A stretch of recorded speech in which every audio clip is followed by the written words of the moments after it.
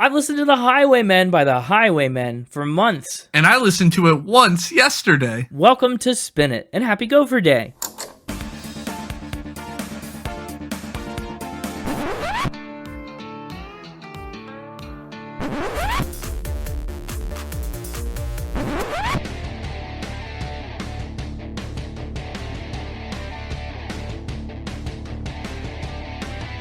Hello, everybody, and welcome back to Spin It, the record ranking podcast for people who would rather be listening to music. I'm James, and with me, wearing a tie today, it's Connor. The Country Road Kid. The Country Road Kid? That's a really great nickname. Did you come up with that? What's that from? I just made it up now and as like a play on Highwaymen. Oh, Highwaymen, the Country Road Kid. Wow. I mean, that sounds like a legit outlaw name. Like the Sundance Kid, but the Country Road Kid. That's not too bad. Hey, happy Gopher Day. If you're new to the podcast, I know what you're thinking. Gopher Day's not a real day. It's Groundhog Day. It's absolutely a real day. It's a real day to us here on Spin It because it's a long story. A while back, Connor was listening to an instrumental song, and he described it like a Looney Tunes episode where he was trying to get a gopher. He said that's what the song sounded like. And so we just took that to heart and started celebrating Gopher Day instead of Groundhog Day. Mm-hmm. On our first Gopher Day, we listened to the Gershwins and Rhapsody in Blue because that's the song that initially inspired Groundhog Day. But then, last year, we tried something different. See, Groundhog Day, at least the Bill Murray movie, not the actual holiday, but it's all about repeating things, right? He lives in this time loop and sees the same thing over and over again. And I thought, wouldn't it be fun for a Groundhog Day if on Gopher Day we did something similar where we kind of didn't revisit an artist exactly, but what if we did like a supergroup? Mm-hmm. And so last year that took the form of Boy Genius. After we did episodes on Phoebe Bridgers, Lucy Dacus, and Julian Baker, we had collected all the Boy Genius Pokemon. We collected all the Pokemon and we did Boy Genius on Gopher Day. This year, it just so happened to work out perfectly that we had all the Highwaymen under our belts, and I was like, bingo. Another collection completed. Another supergroup for our supergroup. I want to call it Supergroup Saturday, but the episode comes out on a Friday, and you can listen to it whenever. It's our supergroup group. Our supergroup Gopher Day. So yeah, we've been gearing up for the Highwaymen for quite a while. All the way since like episode, when was Johnny Cash? He would have been first, right? He was first. Yeah, we've been gearing up forever. That was like year one. Our 4 previous relevant episodes include, yes, year 1, episode 43. We talked about At Folsom Prison by Johnny Cash. Did we do one a year, or did we end up doing 2 of them in the same year? Pretty close, actually, because episode 43 was At Folsom Prison by Johnny Cash. Episode 78 was Redheaded Stranger by Willie Nelson. Then there's a gap, a pretty significant jump. We talked about Kris Kristofferson and his self-titled debut album on episode 189. Kristofferson? Yes, some would say. That's over 100 episodes, so yeah. That's a different year. But the trick is, did we do Waylon Far Enough Away? We skipped a year, though, between them. I think the answer is yes, because we talked about Waylon, in year 5, episode 213. Most recently, we talked about Honky Tonk Heroes. So we did year 1, 2, 4, and 5. That's right. We skipped year 3. Yeah. Took a highway break in year 3. A highway hiatus. Yeah, oh, there you go. A hiatus. Hiatus. But we're back, and I'm excited. I love all these guys, and I loved all their episodes. You did too. I mean, to look at your scores. At least 3 out of the 4 of those were 9s. Were they all 9s? Well, let's see. I don't remember. Johnny Cash got 9 gushing ostrich kicks. Yep. Willie Nelson ended up with 9 famous baby thought experiments. Kris Kristofferson ended up with 9 Froggy Froggersons. And Waylon Jennings ended up just below him with 9 units flushed down the toilet. There you go. So yeah, all 9s. Yes. A super group indeed. No doubt. The question is, are their powers additive or subtractive? Yeah, could their powers combined be stronger? They're either going to get a score of 36 or a score of negative 27. Wild. Yeah, you've ranked them all very close together, too. I mean, those 4 albums are all within an 8-album range on your list. What can I say? It goes Willie Nelson at the top, then Brooks and Dunn, then Alan Jackson. Little country club. Country club there. Then Kris Kristofferson, Waylon Jennings, Bob Dylan, Lainey Wilson, Johnny Cash. That is where you put almost all your country. So I'd be pretty surprised if this ends up with a 9, that it doesn't end up right in that wheelhouse. But it might not, I don't know. But I really enjoyed all those episodes, and I'm so stoked about this one. What's cool about it, too, is that all the albums we covered were released in the 60s and the 70s, well before their first recordings as a supergroup, as the Highwaymen. So go listen to any of those episodes that interest you. If you want pre-Highwaymen context for any of these guys, and all of them, perhaps you might listen to all of them at once. Binge them. That would take you a long time, but you could do it. Do it. But for today, since we've already given them all a pretty thorough history treatment, I figured we mostly just focus in on the Highwaymen years and beyond, kind of keep it in supergroup territory. Yeah. Whose history was your favorite before we dive into the Highwaymen stuff? Are there any stories from those 4 that stuck with you? Willie Nelson and his pig farm with the IRS, Johnny Cash and his military career, his name JR that they had to lengthen to Johnny, or Kris Kristofferson landing a helicopter in his yard to get discovered, or Waylon Jennings touring with Buddy Holly. I mean, there's so many cool stories between these 4 guys. Yeah, I think Johnny Cash probably has my favorite stories. Solid pick. I think you're probably right, but Kris Kristofferson's stories are just the wildest. I think Johnny Cash has the most, but Kris Kristofferson has some of the most unbelievable. Yeah, that's true. Well, the country music world has always been fairly small, right? Artists know each other, they play together, they cover each other's songs. It's been a very tight-knit community for a very long time. And that's kind of how the Highwaymen ended up in each other's orbits. They make the same kind of music. They're in the same city. A lot of like pop music and stuff is kind of decentralized. You can make it from a lot of different places. Country music, not so much. I mean, you had Austin, Texas, you have Nashville, Tennessee. You have a few other places scattered throughout the South, but really, you're coming to one of the hubs if you're really intent on making country music happen. But that's what these guys had all done. Willie and Waylon had already worked together multiple times. For example, they made songs like Mamas Don't Let Your Babies Grow Up to Be Cowboys. Yeah. I figured you'd know that one. It's a pretty good one. But really, the Highwaymen collaboration proper grew out of a double album of remastered tracks called The Winning Hand. That came out in 1982. It featured Willie Nelson, Kris Kristofferson, Dolly Parton, and Brenda Lee. Awesome lineup. Another supergroup, really. Yeah. But that project went so well, Willie and Kris ended up acting together. Remember, Kris Kristofferson's a huge actor. I mean, music is like a side gig for him practically, with the amount of acting he's done. But the duo, they ended up in Alan Rudolph's Oscar-nominated 1984 film called Songwriter. It's more or less a satirical, fictionalized sort of retelling of Willie Nelson's real-life struggles with labels and with the IRS, the pig farms and the fires, all that jazz. So they're in this movie together and they loved it. They wanted to collaborate more. They said, hey, if this ain't broke, let's not fix it. So they keep working together. They start reaching out to their buddies. See, Willie and Waylon, they share those deep outlaw country ties. They'd been making music together and they have a big rapport from their previous work. One of Kristofferson's biggest mentors was the Man in Black. Remember, he landed that helicopter in Cash's yard. And so they all know each other. They're all hanging out. What a natural segue to form this quartet. And of course, their bonds run much deeper than that, too. Johnny Cash and Waylon Jennings were roommates during their early days in Nashville. All 3 of the others were covering Kris Kristofferson's songs. They were just all pretty close. They were all fans of each other's work. And so they all relished the chance to get together and be a group.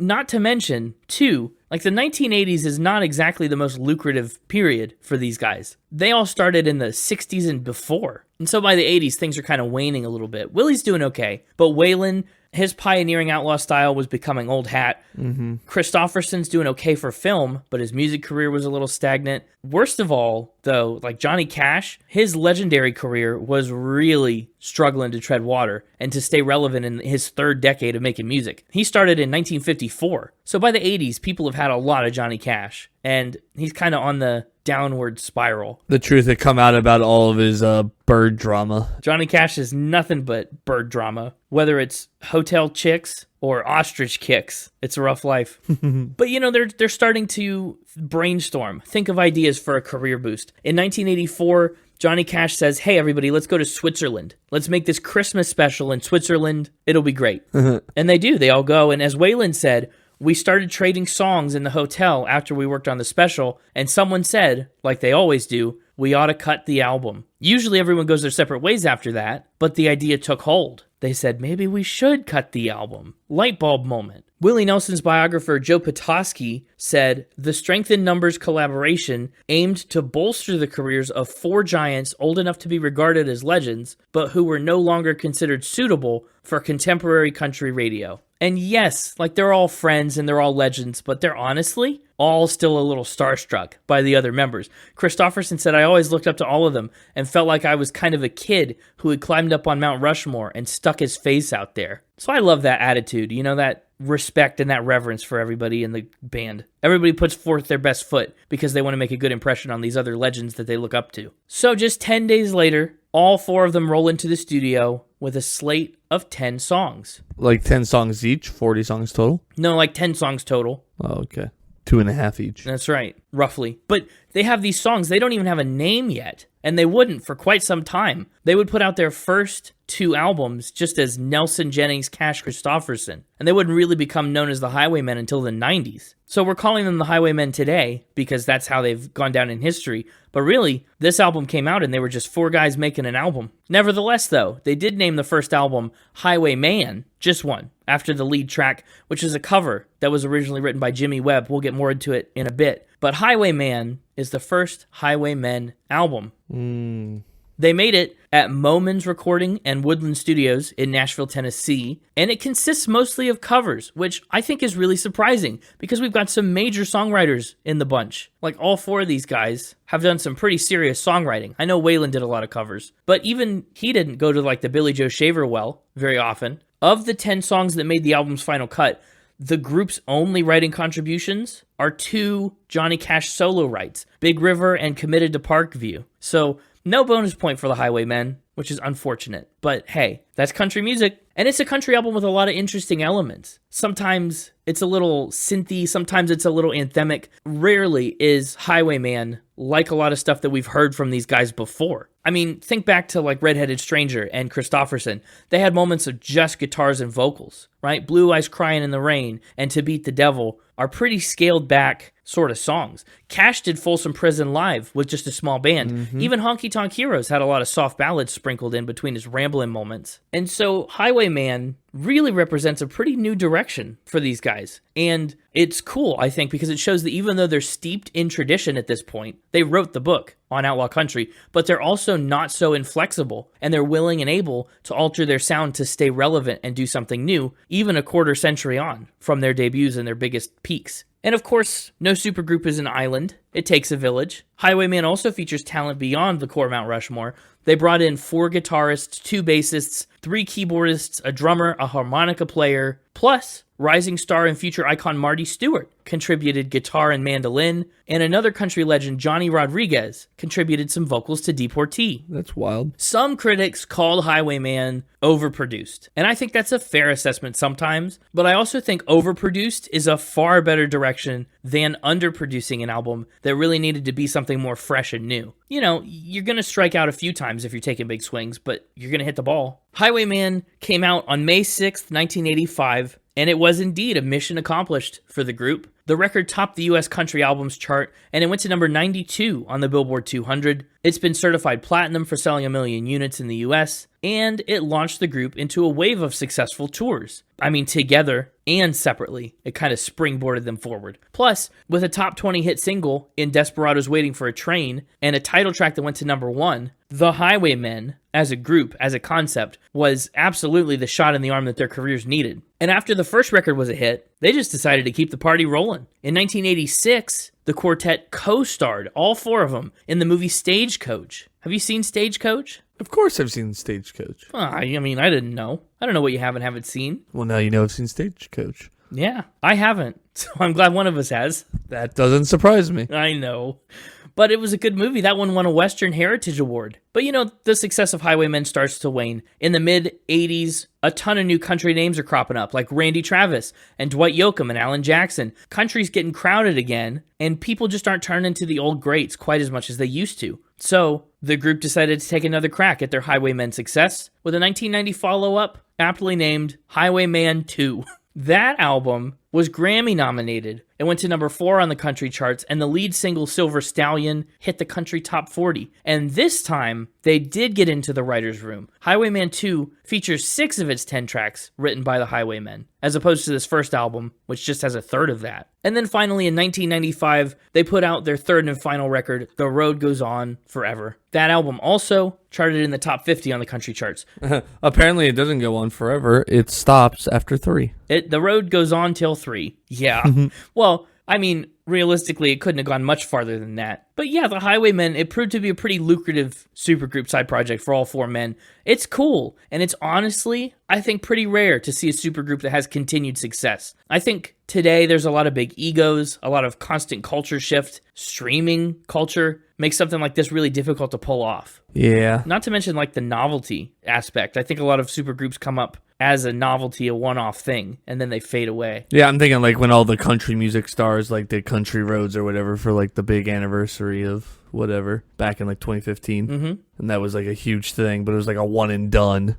Yeah, but the Highwaymen, they pulled it off. I want a supergroup of artists from completely different genres. Oh, that would be so cool. Like the Avengers. Exactly. Where are the Avengers of the music world? That'd be so fun. Oh, wow. We could do a thought experiment, maybe supplemental content or something about building that supergroup. Yeah, we should do some sort of draft where we build, our own supergroup. That would be fun. Okay, we'll look into that. But yeah, those are the Highwaymen albums. The group toured into the late 90s before complications from age and health really started to put the brakes on that. We covered their later careers in their respective episodes, but just to put a cap on the Highwaymen story here, Waylon Jennings' lifetime of hard drug use and diabetes led to his death in 2002 at the age of 64. Johnny Cash's career enjoyed a bit of a late resurgence at the hands of popular producer Rick Rubin with his American Recordings albums. Those really kind of bounced Johnny Cash back, and they cemented his legacy as an all-time great. He passed away in September of 2003, just a couple weeks after his wife, June Carter Cash. Kris Kristofferson's film career stayed very strong well into the new millennium, and his music career followed suit. He retired from touring and performing after the pandemic in 2021, and he passed away fairly recently in September of 2024 at age 88. Willie Nelson is the last living Highwayman, and he is still on the road touring to this day. In fact, he was just featured on Beyonce's Album of the Year winning Cowboy Carter, and he was on the road lately with acts like ZZ Top and Bob Dylan. He is currently 92 years old, so that's wild. I found a cool quote from Kris Kristofferson that kind of summed it all up. He said, "Those tours and the records we made were a great time. I just wish I was more aware of how lucky I was to share a stage with those people. I had no idea that 2 of them would be done so soon. I was up there and I had all my heroes with me. These are guys whose ashtrays I used to clean. I'm kind of amazed that I wasn't more amazed." And that's what Kristofferson said. The last pseudo-Highwaymen release was a single in 2016 called One Too Many Mornings, where Willie and Kris, in the modern day, recorded alongside archival recordings, vocals from Cash and Waylon. Yeah, they had some unreleased tapes that they did back in the 80s. So that's cool, but that's like the last little bit of the Highwaymen legacy. As for awards and accolades, they've got an unimaginable number of awards. If you thought I was going to go back through and aggregate all of their awards forever, I mean, you're wrong. I kind of did.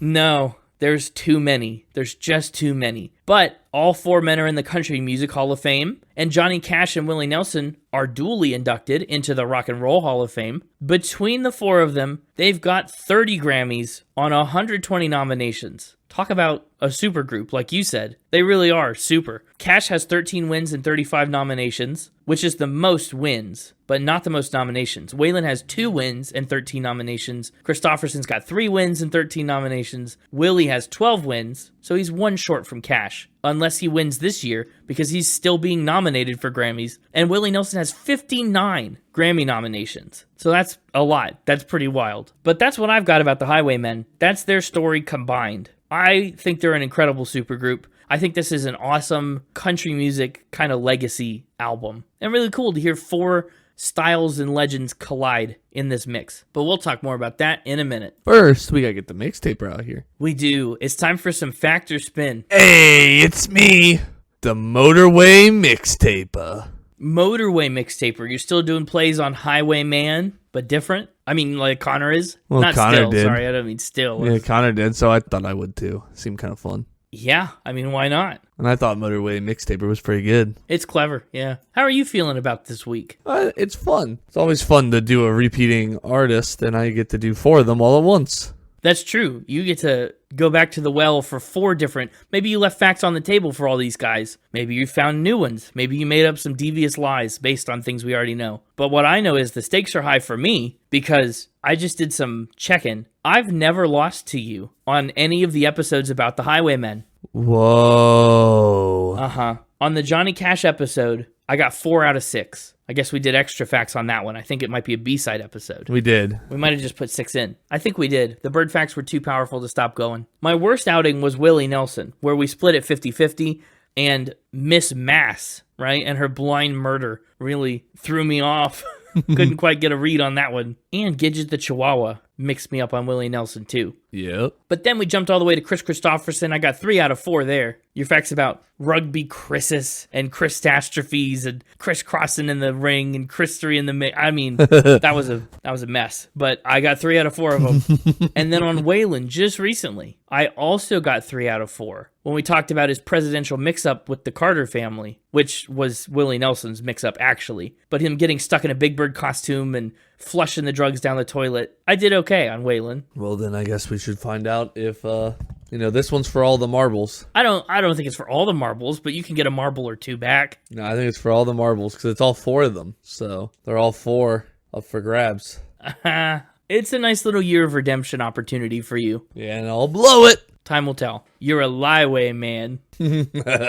I've done a little thing this week. A little thing. Proud of you. Yeah. Sometimes doing little things is a lot of work. Yeah, they all had individual episodes where we learned 4 fun new facts about each of them individually. Yes. So this week we're doing it where they're going to learn 4 new things about them together. Oh boy. In like various combinations or all 4 of them each fact? In various combinations. Oh, yeah. Fun. I love this. Like I said, that country music community is pretty tight-knit. They have been friends and collaborators for a long time. All of them. Up first, Waylon Jennings and Willie Nelson rode horses through a hotel lobby. Oh my gosh. We're back to hotels. Ironically, this reminds me less of any of the Highwaymen episodes and more about the Smashing Pumpkins episode where all those horses got loose in a Walmart loading dock.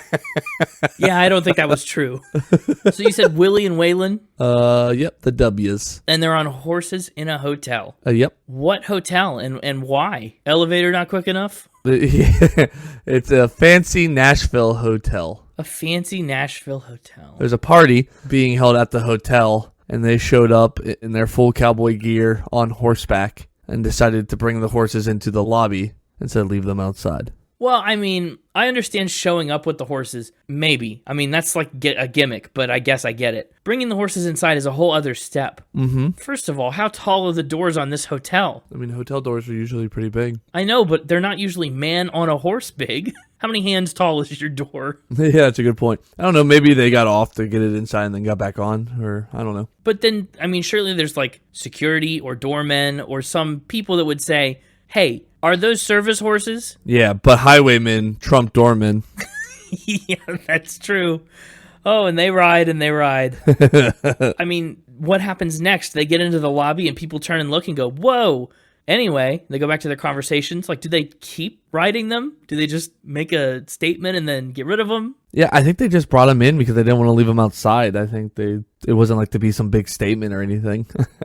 It seems like I don't have a lot of detail on it for reasons I'll explain after the fact. But yeah, it seems like they just were kind of showed up at this party and then didn't want to leave the horses outside. I don't know where the hotel was. Maybe it was like on a busy street or something. Wow, maybe. But they thought it best to bring the horses into the hotel. Well, you can bring a horse to the party, but you can't make it dance. I can't believe that I'm saying I think this is a fact. Can't believe it's not butter. It's a little outrageous, but I don't know. Why not, right? They're outlaws. They just do what they want. They're cowboys. They're cowboys. But I'm a spin boy. This is a spin. Oh, man. Yeah. The reason I didn't have a lot of details, now that we're past the fact I can tell you, is because there are no details. That's what I was afraid of. I meant to ask, too, if it was like real life or in a movie that they did, like the Songwriter movie. Yeah, I would have stuck to my guns on real life, I think. Rats. That's unfortunate. Surely you would have had a hotel name if it was real, I would imagine. If you had pressed me for where I found this, I was going to say it was in one of their autobiographies. Sneaky. They probably did it, and then somebody at the party said, "Ugh, this is why you don't let your babies grow up to be cowboys." And they heard that and went, "Oh, an idea." But, while we're talking about partying, let's talk about how Johnny Cash and Waylon Jennings would use Dynamite as entertainment. Well, I'm not hearing anything false so far. Dynamite as entertainment. Did they do anything specific with it, or is this just various uses of dynamite? Just to pass the time. We just shoot it. Oh, that's all? Like they just put it down range and shoot at it? They wouldn't, I guess maybe they'd light it and throw it? I don't know. Just casual stuff. They would also blow up balls of gunpowder with sticks of dynamite that they would chuck the sticks of dynamite at little bits of gunpowder, make it go boom. But the dynamite's already going boom. It feels like a hat on a hat to throw it at gunpowder. How often did they do this? Is this a one-time thing, or are they back at the dynamite store every weekend to buy more? Yeah, this is just how they would pass the time in their apartment. In their apartment, you say? Yeah, inside. Oh yeah, did I not mention this was indoors? No, that didn't come up. Surely their apartment wasn't that big. Yeah, I don't know. They were roommates. I don't know how big their apartment was. Did neighbors or landlords have any trouble with this? Or were they really good at keeping it on the down low? I don't know how down low you can keep an explosion, but apparently neighbors would hear booms and see smoke and complain, but they described it as a creative alternative to TV. Who? Waylon and Johnny and Waylon, sorry. Yeah, of course. I was like, surely the neighbors didn't say that. Well, they're blowing stuff up, but at least those darn kids aren't rotting their brains with the television set. It's a bit much. That's really fun. Dynamite. Dynamite inside feels too erratic, too risky. I don't even think they'd do it inside. I'm going to say this one's also a spin. Also a spin? Yeah. Well, it's also a true fact. Really? Oh my goodness. Yeah. I can't even imagine. I doubt they did the shooting part inside, but the blowing up balls of gunpowder with sticks of dynamite part, that was absolutely indoors. That's wild. I don't even know where I would buy a stick of dynamite today. Me neither. If I had 24 hours to get one, or else, there was a military surplus store here that went out of business. My best bet would to look up a mining surplus store or something. Mining surplus? Yeah. I think the thing about mining is that you just use it all. I don't think they have much surplus. Wow, that is a party fact. We've got indoor horses and indoor dynamite. What are we going to put indoors next? Nothing. Well, I guess this took place indoors, but we're not putting anything in it. Instead, we're talking about the time Willie Nelson tricked Kris Kristofferson into thinking he was delivering a baby. Each word a new surprise. I wasn't sure. I thought you were going to say delivering a pizza, he tricked him into thinking he was delivering food to him, but he opened the door and it was really Willie Nelson.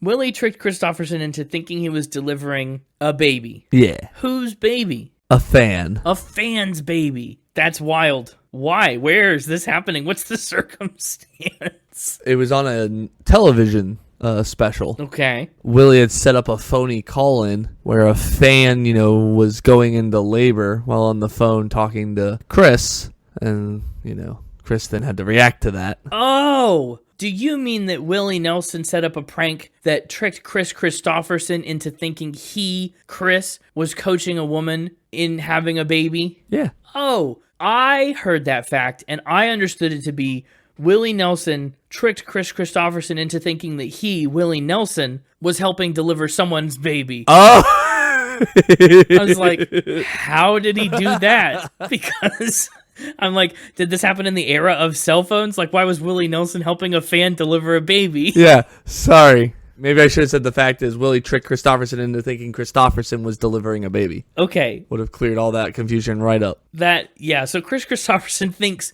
this woman on the phone is in labor, having a kid, and suddenly he's responsible for helping her deliver the baby for some reason. Well, why? Well, yeah, she's freaking out. Oh, he's trying to just calm her down and so he's giving breath coaching advice, being stay calm, breathe, take deep breaths, and he's taking deep breaths with her. And meanwhile, Willie Nelson's trying to keep a straight face while he's freaking out. Honestly, of all the Highwaymen, Kristofferson's the one I would want, trying to coach me through giving birth.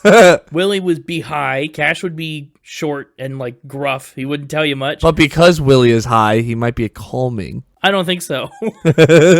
So how long does this go on before he realizes this is a plant? This is a fake baby. Why would she even call in labor to the Christmas special or whatever? I think, it was kind of set up that she calls and they're like talking for a few minutes and then she goes into labor. Okay. So it's not immediate. She doesn't call already mid-process. He doesn't answer the phone. He's like, okay, caller. No. She's like, I'm in labor. Right, that'd be a bit hard to believe. But yeah, eventually, Willie can't keep it in anymore and he starts laughing and congratulates Kris on delivering his first baby. That's wild. And that's how Kris became an outlaw country midwife. An outlaw? You could have said Kris Kristofferson was an outlaw country midwife. That would have been a good fact. Yeah, but it didn't put both of their names in it. I'm trying to do the pairs. Yeah, you're right. That's fair. Yeah. I guess I could have named the fact Willie tricked Kristofferson into becoming an outlaw country midwife. That's true. That's a little wordy. Live and learn. Live and learn. Hilarious. Let's learn how you're going to answer this fact. I think this one's a fact as well. Going with fact? Sure. I think that's very funny. I don't know. I just like it.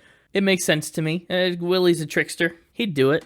This is a true fact. A true fact. I got one right. Thank goodness. I thought I was about to be on the brink of a shutout, and that was going to stress me out. But now I feel a little more at ease. Yeah. That's kind of the opposite of taking something inside, kind of moving something out. Helping get something out. But all this factor spinning, talking about horses and dynamite and babies, it's gotten me kind of hungry. Okay. That's a weird combination of things to make you hungry at all.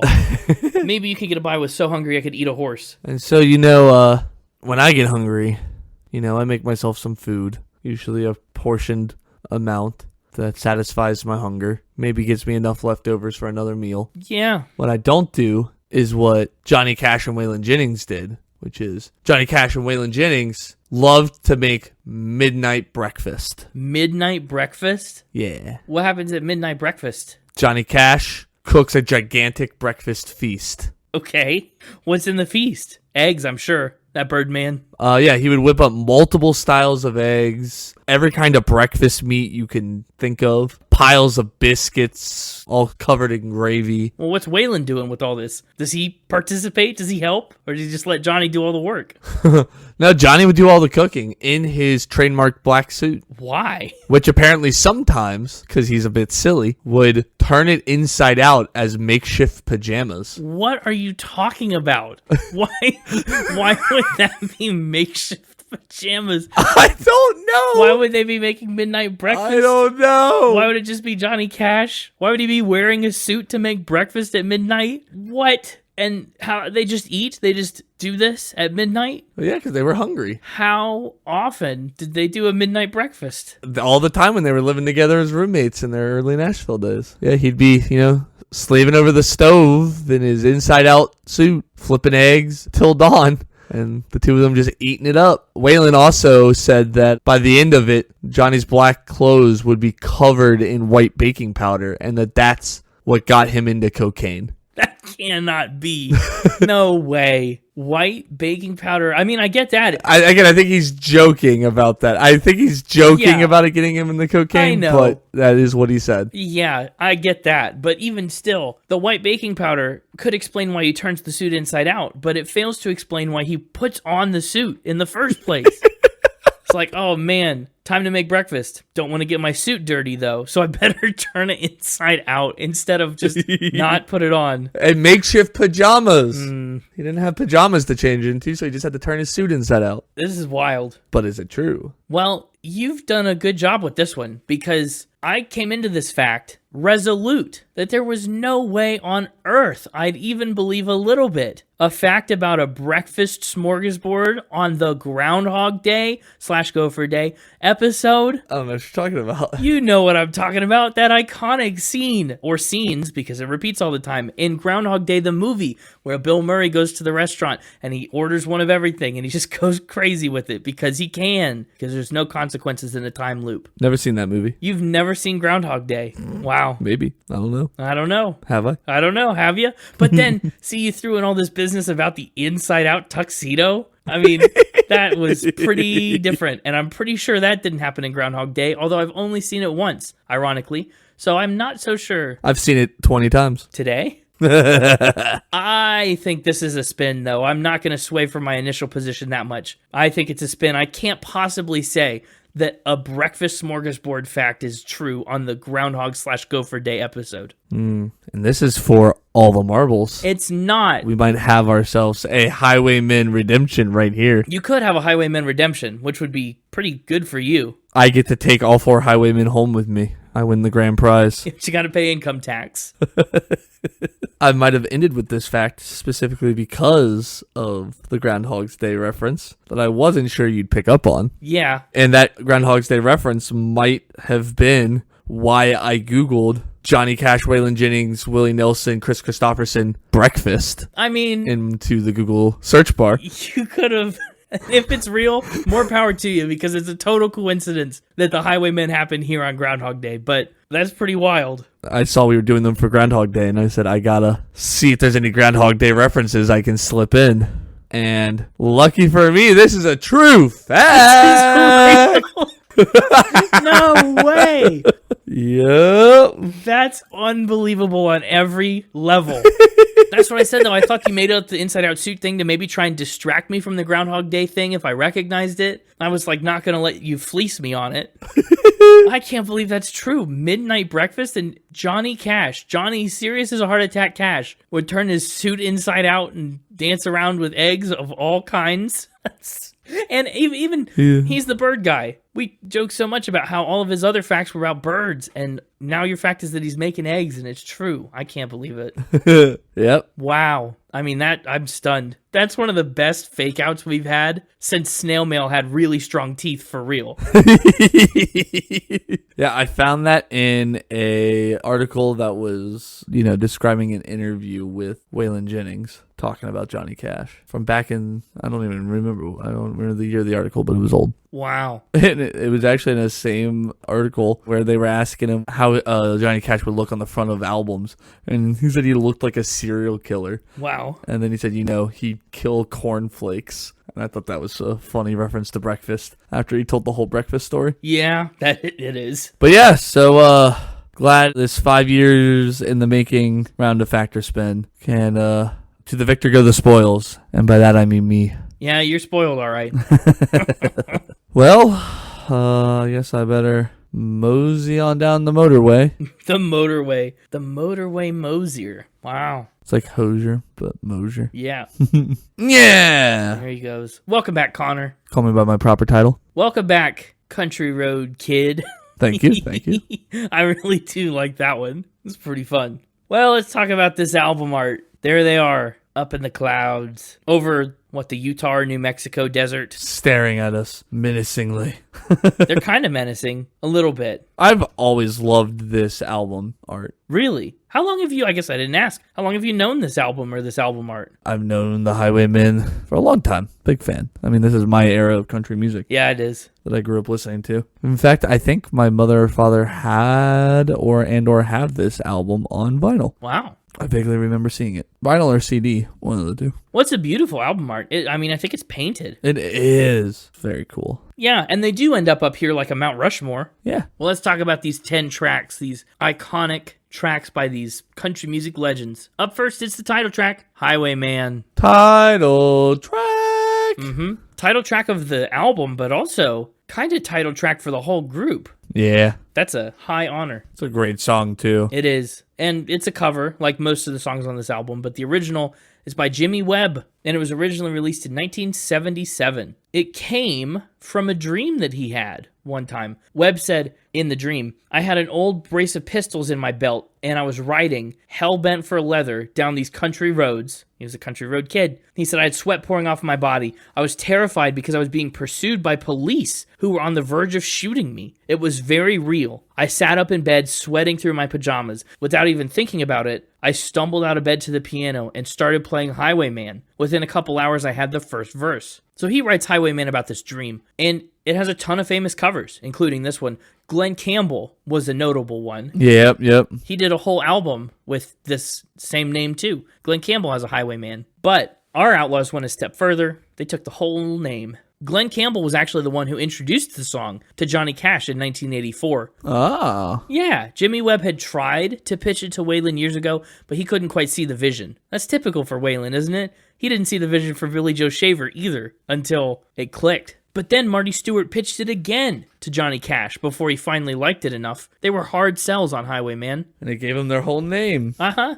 They decided to make it their name because they thought it was good with their outlaw nature and how they were always on the road touring. They kind of were Highwaymen. I love the structure of the song. Each member gets his own little verse, and the song goes through 4 different rambling, traveling, hard-working lifestyles. There's the highwayman, right? The sailor, a dam builder, and then a starship pilot, which is a bit of a leap, but it's 1985. I don't know. Everything's fair game. So they split them all up evenly. Willie gets the first one, then Kristofferson, then Waylon. Johnny Cash bringing up the rear. Jimmy Webb said, I don't know how they decided who would take which verse, but having Johnny last was like having God sing your song. Yeah. And that's so cool. I mean, I have to imagine he was over the moon. I bet. Which one's your favorite? Which verse? Not necessarily which guy. I am a fan of that last verse. Yeah. Yeah, the last verse is cool because it brings the whole thing full circle. And this traveler keeps reincarnating, in theory, as a different thing. And when he reaches the other side of the universe, perhaps I may become a highwayman again, or I may simply be a single drop of rain, but I'll remain, and I'll be back again and again and again and again. Very cool last verse. I think Highwayman is a song that you can hear it's a little more produced than a lot of their previous stuff,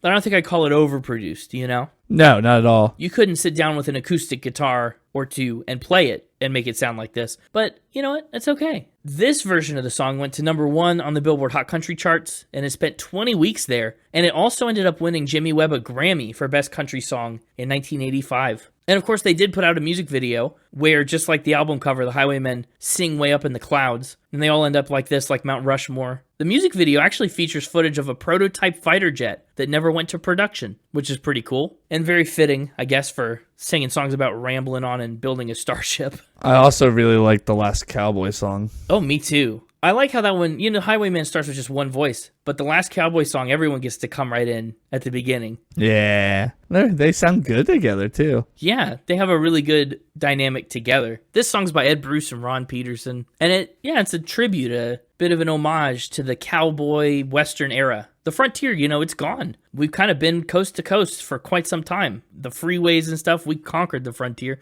but this is a song that's a tribute to the cowboys. Blazing the trail with Lewis and Clark, Wyatt Earp, hanging out, and they talk about Custer and Little Bighorn. They talk about Remington and his guns. Mm-hmm. They just talk about a lot of different cowboys and cowboy-adjacent things. The end of 100-Year Waltz for this last of the cowboy songs. Yeah, I love the section where they sing all in harmony. This is the last Cowboy song, and then Johnny Cash does that talk singing narration. Yeah, it's true. The old Chisholm Trail is covered in concrete now. They truck it to market in 50-foot rigs. A bummer. It's a sad song. I think it's cool how ambitious they get on this album. I know they didn't write all the songs, but they picked songs that have something to say. It's not the band just coming out here to have a good time. They get out here and sing songs that really mean something, like the last Cowboy song and Jim, I Wore a Tie Today, a song that is strikingly sad. It's so sad. Right. It's by Cindy Walker, and it's all about a friend who's passed away, gone too soon,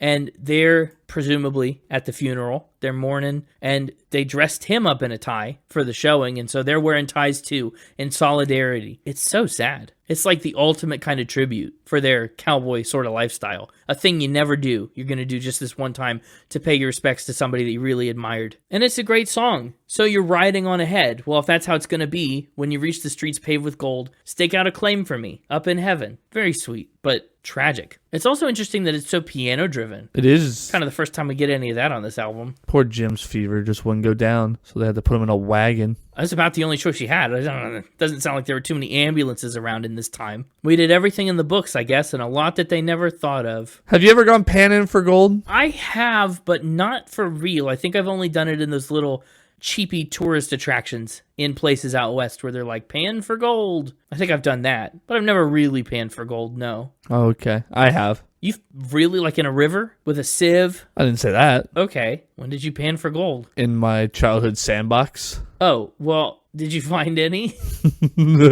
No, and 2008 Connor was very disappointed in that. I thought for sure I was going to find something. Well, surely there had to be some somewhere. I do. I have this vivid memory of like taking the backyard hose and like digging my own little river moat in the sandbox and then filling it with water. And then taking like my little, I don't know, like it was some sandcastle mold thing that had holes in it and like trying to pan for gold in my own little river. Yeah. And being so disappointed when I didn't find anything. At least you tried.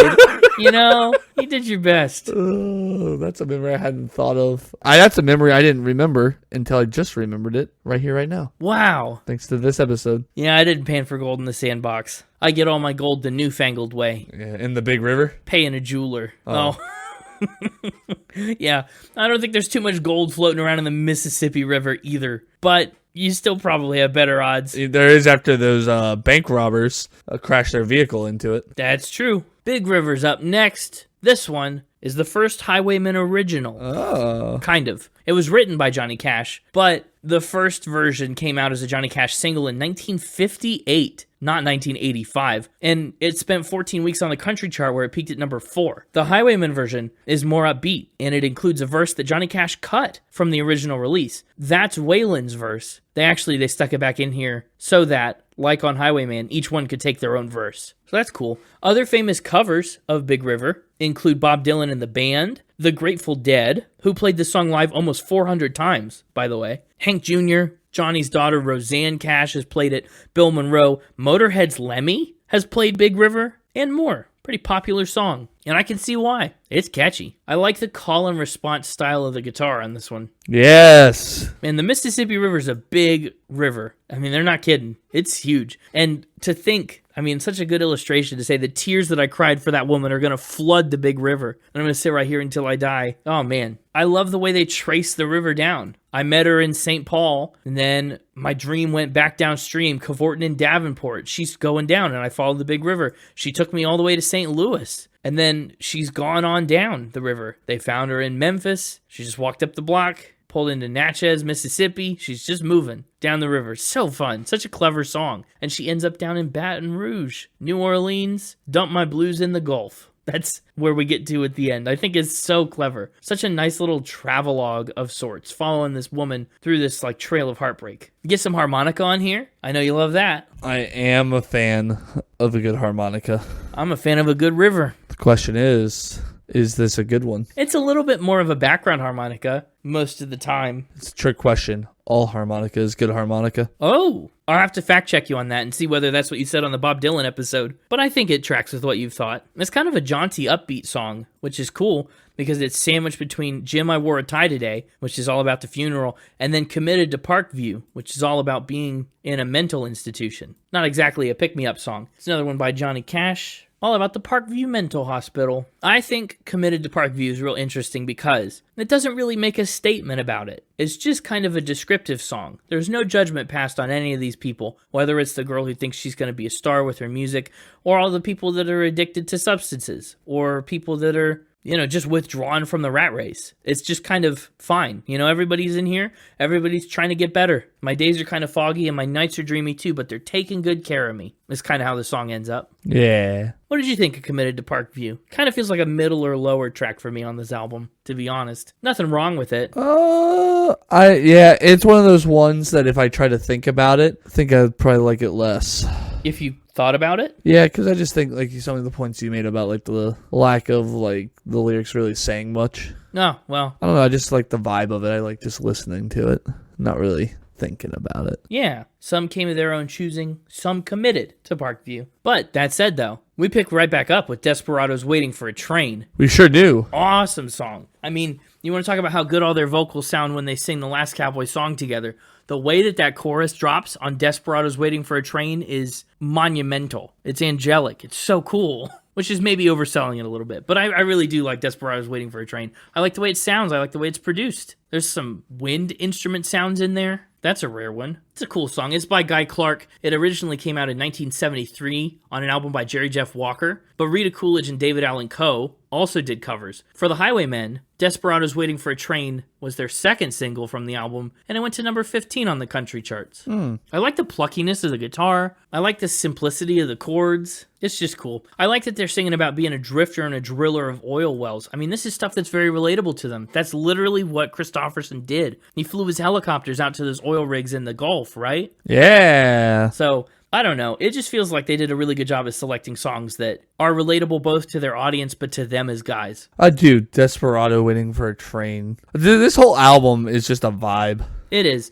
Taken collectively, pretty strong. Desperados Waiting for a Train, solid song. And then we follow it up, the two most interesting songs with unusual words that start with the letter D, back to back. Deportee, Plane Wreck at Los Gatos, with Johnny Rodriguez. This is the song that features the man, the myth, the legend himself. But the song was written by Woody Guthrie and Martin Hoffman, folk legend Woody Guthrie. Deportee has a little bit of history behind it. It's all about a plane crash that happened in 1948 by Los Gatos Canyon in California. Woody Guthrie, we talked about him lately on our Bob Dylan episode, but he's a social activist, and he wrote about racism and how passengers on the plane were treated before and after the crash. See, the plane was flying migrant workers back to Mexico. They were being deported. The plane crashed, and tragically, it killed 28 of the workers and 4 American citizens on board. Guthrie was really struck by seeing this in the media, and they only called the victims deportees, not given their names. So he wrote this song about that. And he mostly did the lyrics. Guthrie's song, in true Guthrie fashion, was more of a chant. But a decade later, Martin Hoffman added the music. And after that arrangement appeared, Pete Seeger was the one who really popularized it. Journalist Joe Klein eventually would go on to describe Deportee as the last great song Guthrie would write. And so here, the Highwaymen covered it with the help of Johnny Rodriguez for some of those Spanish and English vocals. It's a pretty one. It is. It's another, beautiful song. It's a little topical at the moment as well. It is, isn't it? It's funny how these songs bear relevance 80 years on from when this was written. It's still a thing people are talking about. And that's remarkable. I honestly think Willie Nelson's vocals on this song are the prettiest. Well, he's got a voice that's very well built for this kind of song. And I also like that it's a little rougher. You were mentioning that some people thought it was too polished, this album. Yeah. There's moments in here where they're singing and they're, not in sync with one another slightly. One of them will be slightly behind or ahead. It's a little less polished. Which is, good for a song like this. Polish kind of implies insincerity a little bit. Yeah. If you do it real and raw, like you're singing it live from the heart, you mean it. At least that's kind of the perception. And then we stick with songs that are still pretty topical, even decades and decades on. Welfare Line is up next by Paul Kennerly, originally. A little more harmonica, a little bit more of a fast-paced kind of song. But man, it is familiar territory for this album. I fought for my country, crawling across some foreign field. They pinned a ribbon in my chest. Now we're in the welfare line. Talks about all these people that meet in the welfare line. I like how they find so many songs that feature different characters, and they're each able to kind of voice one of these characters. Welfare Line's another one that kind of gets lost for me between bigger songs. Sandwiched between Deportee and Against the Wind. Yeah, it's just kind of a typical older countries, just whatever song, they're not anything special, but good. Yeah. Just kind of basic, I guess. Special because of who's singing it, for the most part, I think. Against the Wind is one of the most intriguing songs on this album up next, though. So it makes sense that it kind of steals the spotlight a little bit. Against the Wind is initially by Bob Seger. It came out on his 11th album in 1980, and his version went to number 5 on the Billboard Hot 100. It's a song about growing up, running against the wind, and contemplating indifference from loved ones. The main metaphor was pulled from Seeger's time running cross country. In his own words, he said, "Janie says to me all the time, you allow more people to walk on you than anybody I've ever known. And I always say, it's human nature that people are going to love you sometimes and they're going to use you sometimes. Knowing the difference between when people are using you and when people truly care about you, that's what Against the Wind is all about." So that's cool. That's the initial thought behind it. I think the Highwaymen do a great justice here. The sequence that we shared, the mountains that we moved, caught like a wildfire out of control. There was nothing left to burn and nothing left to prove. Man, there's just some great lyrics. The songs are so well written that I honestly don't even mind that the Highwaymen didn't write them themselves. I mean, they're such great songwriters intrinsically, but You know what? They found a good group of songs that they didn't have to write. I think that's really cool. They found a good group of singers to sing a good group of songs. Yeah, it's a pretty strong combo. I consider Against the Wind kind of the last big emotional push of the album. It feels like the album's proper conclusion, and then the 20th Century is almost over, bringing up the rear kind of feels like a curtain call. Yeah, Against the Wind is probably the only song on this album that I know another version of other than the Highwaymen's version, and I actually like the other version better. Oh, that's a lot of qualifiers. I was like, you don't know Big River, like the Johnny Cash Big River? But that makes sense. Yeah, that one doesn't really count because Johnny Cash is part of the Highwaymen. That's true. So you know the original Against the Wind then, the Seeger version. Yeah, the Bob Seger version? Yeah. I do, and I really like it. That would be a cool album to do, actually. It could be. Could be a fun spin cycle album now that we've done the song here. Because I believe that's the name of the album, Against the Wind. I think this is the title track. It's got like horses running through like a lake or something. I feel like I've heard that album. A lot of memories being pulled from the depths this episode. That's right. We're really panning for gold in the mind of Connor. Now I gotta look it up. Yeah, you are. Yeah, there it is. Against the Wind, 1980 album. There's those horses. What do you know? I'll have to listen to the rest of the album and see if it's worth bringing. That's so cool. Could be fun. But enough with our Bob Seger tangent. It's back to the Highwaymen. Back on the highway. Hit the on-ramp. On the on-ramp into the 20th century. No, hardly. The off-ramp out of the 20th century. Yeah, into the 21st century. The 20th century is almost over, according to this song. Little dated at this point. I mean, it can't be that dated. However, it's just unbelievable that we're now more than a quarter of the way into the 21st century. We're past it. We're in 2026. Yeah, so that's why I said more than a quarter of the way. That is what you said. Yeah.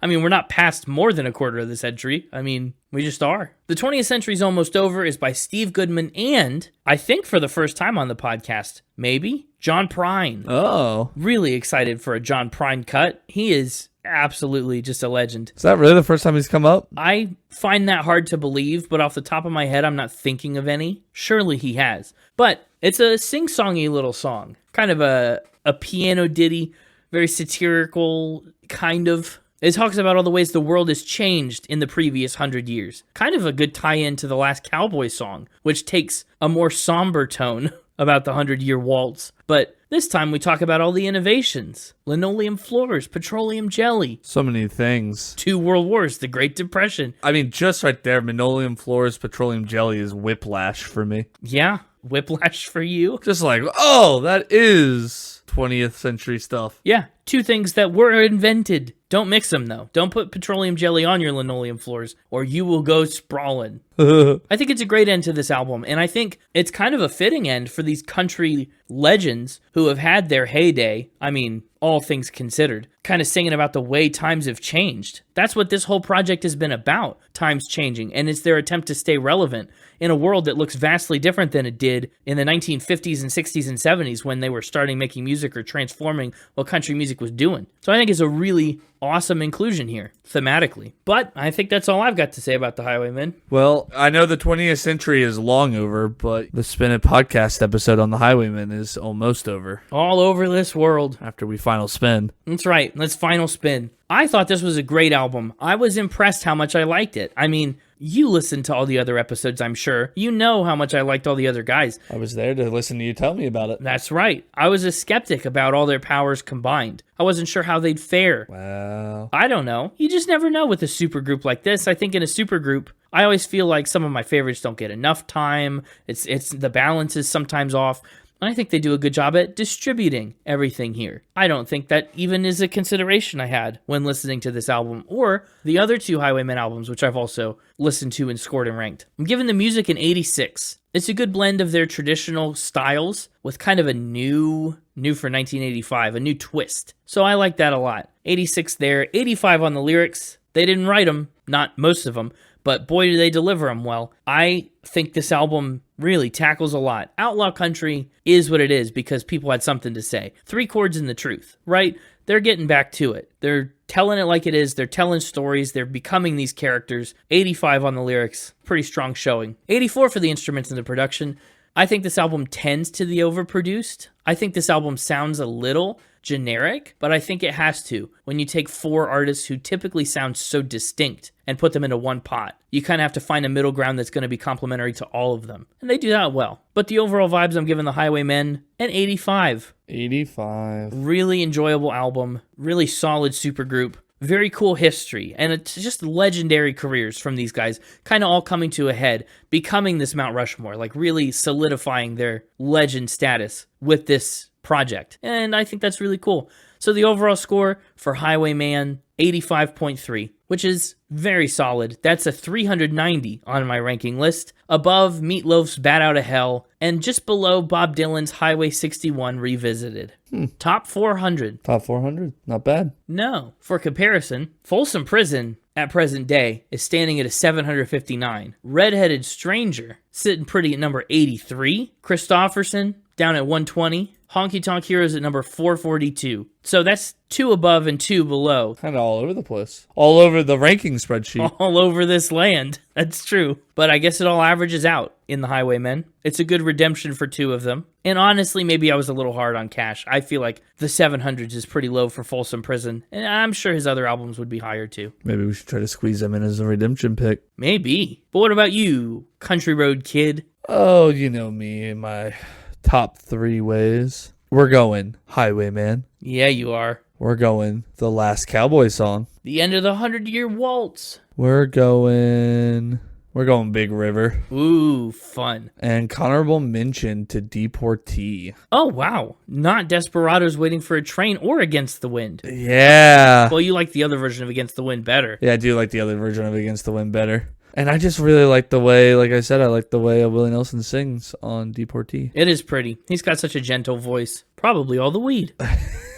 My playlist pick is the last Cowboy song, I think. Ooh, okay. That does kind of sum up the whole album. Very ballady. Yeah. I think I'm taking Highwayman for the playlist. Okay, that's fair. Back-to-back picks. It's a classic. It's a great song. It's their namesake. It is. And everyone gets their moment in the sun. It does. Everybody gets a... Yep. And it sounds cool. It's a little more upbeat. It kind of checks all the boxes that I'm looking for this album, especially to counter a playlist pick of the last Cowboy song. Not counter, I guess compliment. I like it. Yeah. My score...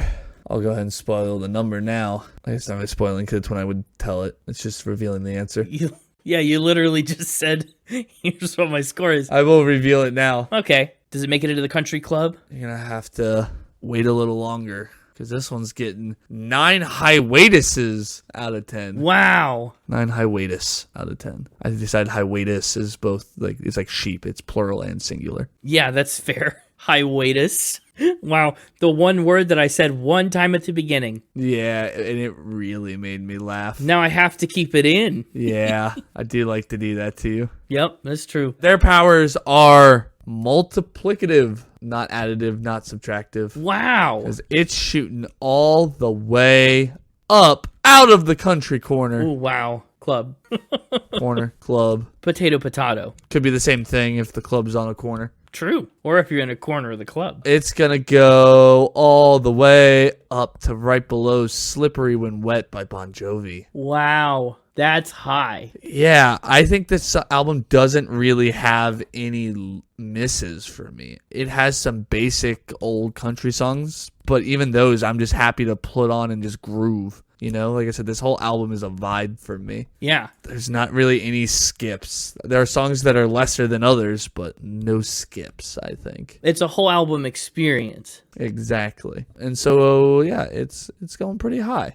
It is rough to see it above Rumors by Fleetwood Mac, but I think that's just because of the standout tracks from Rumors that are doing that for me. Secondhand news. When I think about some of the other stuff on Rumors that maybe I don't go back to as often, I think it makes sense. But in my heart, it's a little weird. Yeah, I get that. I get that a lot. But yeah. Awesome. Well, we're out of our 6 slump and back into a 9. It's an upside down 6. What a Gopher Day surprise. Well, I think that just about does it for this supergroup episode. Yeah. This Gopher Day special. You should go check out more of our podcast episodes. You can find them all over the internet. All over the internet. That's right. But if you're, don't want to comb through the entire internet to find us, I think James can tell you a little cheat code for where to get to us quicker. That's true. You can find us wherever you get your podcasts, or for more direct access to all of our stuff, you can find us on social media at SpinItPod Official on Instagram and at SpinItPod on X. And of course, you can find us on our website, www.spinitpod.com. Tune in next week for our very exciting annual Grammy special. Yes, I'm so excited. Mm-hmm. There's some supplemental content out now or soon to be out, depending on when we decide to release it, with a little Grammy prediction. That's right. Every year we each predict every Grammy winner. And then when the Grammys happen, we compare and see who's got the most right. Yeah. Then we do the whole episode on the Album of the Year winner. And it's been exciting. We've had some good winners in the past that have produced some cool episodes, like Harry Styles, John Batiste, Beyonce's Cowboy Carter most recently. So I'm excited to see what wins this time. This is also a tiebreaker year because you won 2024's Grammy predictions. I won 2025's in a landslide. Like 2024 was close. 2025 was not. It was not close. So interested to see how 2026 goes. I got to turn it around. But that's next week. First, we got to get through this week. Yeah, and before we can do that, you got to tell a friend about the podcast. You thought you could get away without doing it this week, but no. You got to tell them. Tell a friend over midnight breakfast about the podcast. That's right, but don't look too closely at your suit jacket inside out. Yeah, cook up every kind of breakfast meat you can think of, all sorts of eggs and biscuits. Put your suit on inside out and just listen to the Spin It podcast with your buddy. What a way to spend a midnight. No better way, some might say. And then tomorrow, on the next Gopher Day, do it all over again. Yeah. That's what happened. Does it reset at midnight? So like you're like in the middle of like cooking midnight breakfast and all of a sudden the whole day resets? You know, that's a thing we should talk about in the outro banter. It sure is, but to get there, we got to say, keep spinning. Yeah, it's a good question. Do you think Bill Murray's night is just constantly interrupted? Is it just when he sleeps? Never gets a full 8 hours of sleep. I'm sure he tries it in the movie, right? Staying awake. I can't remember for sure whether he does, but that'd be one of the first things I would try to break the loop. But I darn sure do it on a loop day where I didn't do too many drastic things with consequences. I think about that sometimes. Like, the Groundhog Day movie is kind of unsatisfying. We don't really learn why he's in the loop. We don't really learn why he gets out of it. It just kind of happens and then it stops. Oh, I actually have never seen that movie somehow. Wait, you haven't? I know the Mixtaper was like messing around with that, but I've actually somehow never seen that movie. I always think about it around this time of year. Like, I should finally get around to watching that. And like, I know the basic plot points because, cultural icon. Maybe we should add it to the Spin It movie list. We should. We'll do it tomorrow, if we ever get there.